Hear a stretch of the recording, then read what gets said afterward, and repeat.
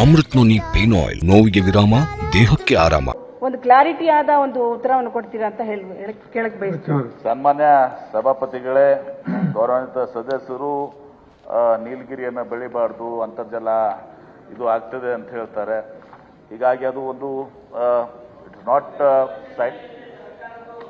ಹೇಳ್ತೀನಿ ಕೇಳಿರಿ, ನನಗೆ ಉತ್ತರ ಕೊಡಕ್ರೆ ಬಿಡಿ ಕೇಳಿದ್ರೆ I am capable to answer.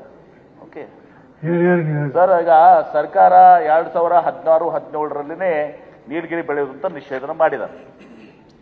ಈಗ ನಮ್ಮ ಮುಂದೆ ಅವರು ಕೇಳಿದಂಥದ್ದು ಅದನ್ನು ಕಡ್ಕೊಂಡು ಹೋಗ್ತಾ ಇದ್ದಾರೆ ಏನೋದು. ಅಲ್ಲಿ ಏನಾಗಿದೆ, MPM ಒಂದು ಸುಮಾರು 30,000 ಹೆಕ್ಟೇರ್ ಪ್ರದೇಶ ಇದೆ. ಆ 30,000 ಹೆಕ್ಟೇರ್ ನೀಲಗಿರಿ ಬೆಳೆಯಕ್ಕೆ ಅವಕಾಶ ಇತ್ತು. ಯಾಕಂದ್ರೆ MPM ಫ್ಯಾಕ್ಟರಿಗೆ ಅದು ರಾ ಮಟೀರಿಯಲ್ ನೀಲಗಿರಿ. ಅಲ್ಲಿ ಯಾವುದೂ ಕೂಡ ಸಹ ನೀಲಗಿರಿಯನ್ನ ಕಡ್ಕೊಂಡು ಹೋಗೋದಾಗ್ಲಿ, ಗಂಧದ ಮರ ಕಳ್ಕೊಂತ ಪ್ರಕರಣಗಳು ಬಂದಿಲ್ಲ ನಮ್ಮ ಮುಂದೆ.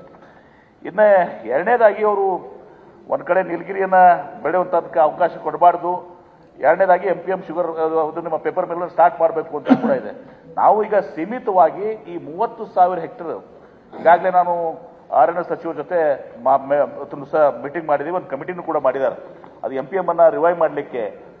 ಯಾಕಂದ್ರೆ ಯಾರಿಗೆ ನಾವು ಪ್ರೈವೇಟ್ ಕೊಡ್ಬೇಕಂದ್ರೆ ರಾ ಮಟೀರಿಯಲ್ ಅರ್ಧ ಅವ್ರು ಯಾಕೆ ಬರ್ತಾರೆ ಅಲ್ಲಿ, ಅವ್ರಿಗೆ ನೀಲಗಿರಿ ಬೇಕೇ ಬೇಕು, ರಾ ಮಟೀರಿಯಲ್. ಅದು 30,000 ಹೆಕ್ಟೇರ್ ಪರ್ಟಿಕ್ಯುಲರ್ಲಿ ಏನು MPM ಇದಿದೆ, ಆ ಜಾಗದಲ್ಲಿ ಅಟ್ಲೀಸ್ಟ್ ನಮಗೆ ಇದನ್ನ ಮಾಡ್ಲಿಕ್ಕೆ ಅವಕಾಶ ಕೊಡಿ ಅಂತ ಹೇಳಿ ಇವತ್ತು ದಿವಸ ನಾವು ಕಮಿಟಿ ಮಾಡಿದ್ದಾರೆ.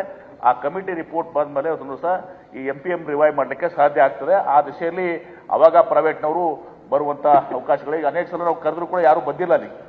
ರಾ ಮಟೀರಿಯಲ್ ಅವ್ರು ಯಾಕೆ ಬರ್ತಾರೆ, ಇಂಥ ಒಂದು ಪ್ರಶ್ನೆ ನಮ್ಮ ಮುಂದಿದೆ.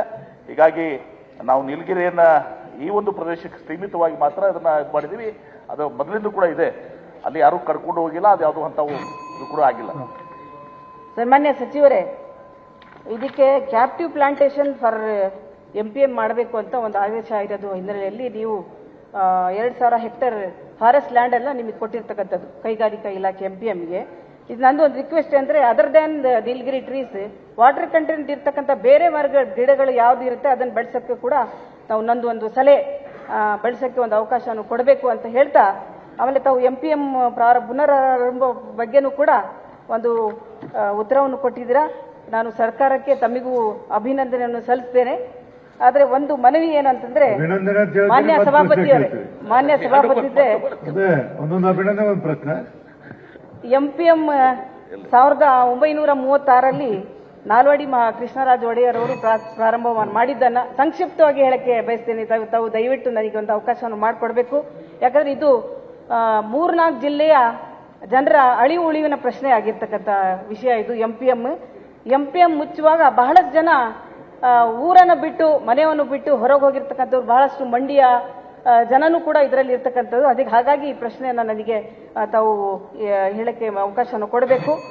ಈ 2,000 ಎಕರೆ ಪ್ಲಾಂಟೇಶನ್ ಮಾಡಕ್ಕೆ ಫಾರೆಸ್ಟ್ ಲ್ಯಾಂಡ್ ಅನ್ನು ಕೊಟ್ರಿ, ಇದಕ್ಕೆ ಖಾಸಗಿ ಸಂಸ್ಥೆಯವರಿಗೆ ಕೊಟ್ಟು ನಾವು ಪ್ರಾರಂಭ ಮಾಡ್ತೀವಿ ಅಂತ ಹೇಳಿರ್ತಕ್ಕಂಥದ್ದು. ನಾನು ಅದನ್ನ ತಡೆ ಹಿಡಿಬೇಕು, ಸರ್ಕಾರದಿಂದಾನೇ ಮಾಡಬೇಕು ಅಂತ ನಾನು ಬಹಳ ಬಲವಾಗಿ ಹೇಳಕ್ ಇಷ್ಟಪಡ್ತೀನಿ. ಯಾಕಂದ್ರೆ 17,000 ಸ್ಟೇಕ್ ಶೇರ್ ಹೋಲ್ಡರ್ಸ್ ಅಲ್ಲಿ, ಮಾನ್ಯ ಸಭಾಪತಿಗಳೇ, 17,000 ಶೇರ್ ಹೋಲ್ಡರ್ಸ್ ಅಲ್ಲಿ 65,000 ಶೇರ್ ಹೋಲ್ಡರ್ಸ್ ಅನ್ನ 65% ಸರ್ಕಾರ. ಮಾನ್ಯ ಸಭಾಪತಿಗಳೇ, ಗೌರವಾನ್ವಿತ ಸದಸ್ಯರು ಏನು ಹೇಳಿದ್ದಾರೆ, ಒಂದ್ ಕಡೆ ನೀಲಗಿರಿಯನ್ನ ನಿಷೇಧ ಮಾಡಬೇಕು, ಅಂತರ್ಜಲ ಇದು ಆಗ್ತದೆ ಅಂತ ಹೇಳ್ತಾರೆ. ಎರಡನೇದಾಗಿ ಇವತ್ತು ದಿವಸ ಬುಡ ಸಮೇತ ಮತ್ತಿನ್ನು ಪೇಪರ್ ಮಿಲ್ ಅಂತೂ ಬಹಳ ಕಷ್ಟ ಇದೆ. 30,000 ಹೆಕ್ಟರ್ನಲ್ಲಿ ನಾವು ಬೆಳಿಬೇಕು. ಅದಕ್ಕೆ ಆ ಪ್ರಯತ್ನ ನಾವು ಬಿಯಾಂಡ್ ನಾವು ಹೋಗ್ಲಿಕ್ಕೆ ನಮ್ಗೆ ಅಧಿಕಾರವೂ ಇಲ್ಲ. ಫಾರೆಸ್ಟ್ ಡಿಪಾರ್ಟ್ಮೆಂಟ್ ಅದನ್ನ 2017 ಬ್ಯಾನ್ ಮಾಡಿದ್ದಾರೆ. ಈ 30,000 ಹೆಕ್ಟರ್ಗೆ ಸೀಮಿತವಾಗಿ ದಿವಸ ನಾವು ಪರ್ಮಿಷನ್ ಕೊಡಬೇಕು. ಅದ್ರ ಮೇಲೆ ನಾವು ಟೆಂಡರ್ ಮಾಡ್ತೀವಿ. ಏನಾದ್ರೂ ಅದನ್ನ ಅವಾಗ ಯಾರಾದ್ರೂ ಕೂಡ ಬಂದ್ರೆ ಎಕ್ಸ್ಪ್ರೆಷನ್ ಆಫ್ ಇಂಟ್ರೆಸ್ಟ್ ಕರಿತೀವಿ. ಹಿಂದೆ ಕರೆದಾಗ ಯಾರೂ ಬಂದಿಲ್ಲ, ಬಿಕಾಸ್ ನೀಲಗಿರಿ ನಿಷೇಧ ಇದೆ ಅಂತ ಯಾರು ಬಂದಿಲ್ಲ. ಇದನ್ನ ನಾವು ಈಗಾಗಲೇ ಕಮಿಟಿ ಆಗಿದೆ, ನಾನೇ ಖುದ್ದಾಗಿ ಒಂದು ಮೀಟಿಂಗ್ ಮಾಡಿದ್ದೀನಿ. ಅದರ ಏನು ಫಾರೆಸ್ಟ್ ಡಿಪಾರ್ಟ್ಮೆಂಟ್ ಏನು ರಿಪ್ಲೈ ಬರ್ತದೆ ತದನಂತರ ಎಕ್ಸ್ಪ್ರೆಷನ್ ಆಫ್ ಇಂಟ್ರೆಸ್ಟ್ ಕರೆದು ಆ MPM ಸ್ಟಾರ್ಟ್ ಮಾಡಲಿಕ್ಕೆ ಪ್ರಯತ್ನಗಳು ಮಾಡ್ತೇವೆ. ಅಲ್ಲ ಮಾನ್ಯ ಸಚಿವರೇ, ನನ್ನ ಪ್ರಶ್ನೆ ಸರ್ಕಾರದ ವತಿಯಿಂದಾನೇ ಮಾಡಿ ಅಂತ. ನಮ್ಮ 30,000 ಹೆಕ್ಟೇರ್ ನಮ್ದು ಏನು ಪ್ರದೇಶ ನಾವೇ ಮಾಡ್ತಾ ಇದೀವಿ, ಬೇರೆ ಯಾರ ಕಡೆ ಮಾಡೋದಿಲ್ಲ. ಸಭಾಪತಿಗಳೇ, ದಿನಾಂಕ 16 ಜುಲೈ 2024 ಸಮೂಹ 2 ಲಿಖಿತ ಮೂಲಕ ಉತ್ತರಿಸುವ ಒಟ್ಟು 103 ಪ್ರಶ್ನೆಗಳ ಪೈಕಿ 26 ಪ್ರಶ್ನೆಗಳ ಉತ್ತರವನ್ನು ಸದನದಲ್ಲಿ ಮಂಡಿಸಿದೆ. CT ರವಿ ಮತ್ತು ರವಿಕುಮಾರ ನಿನ್ನೆ ನಾವು ಮೀಟಿಂಗ್ ಮಾಡಿದೆವು, ಪ್ರಶ್ನೆ ಕೇಳಿ ಮನೆಗೆ ಹೊಂಟಾರು ನೋಡಿ. ನಿಮ್ಗೆ ಹೇಳತ್ತೀನಿ, ನಿನ್ನೆ ಏನು ಪ್ರಶ್ನೆ ಕೇಳಿದ್ರು ಹೋಗಿಬಿಟ್ರಿ ಮುಂದೆ. ಹೆಂಗ್ರಿ ನೀವು ಹೇಳ್ಬೇಕದು. ಅನುಕ್ಷಣದ ಸುದ್ದಿಗಳಿಗಾಗಿ ವಿಸ್ತಾರ ನ್ಯೂಸ್ ಯೂಟ್ಯೂಬ್ ಚಾನೆಲ್ ಸಬ್ಸ್ಕ್ರೈಬ್ ಮಾಡಿ. ಹೊಸ ಸುದ್ದಿಗಳ ನೋಟಿಫಿಕೇಶನ್ಗಾಗಿ ಬೆಲ್ ಐಕಾನ್ ಕ್ಲಿಕ್ ಮಾಡಿ.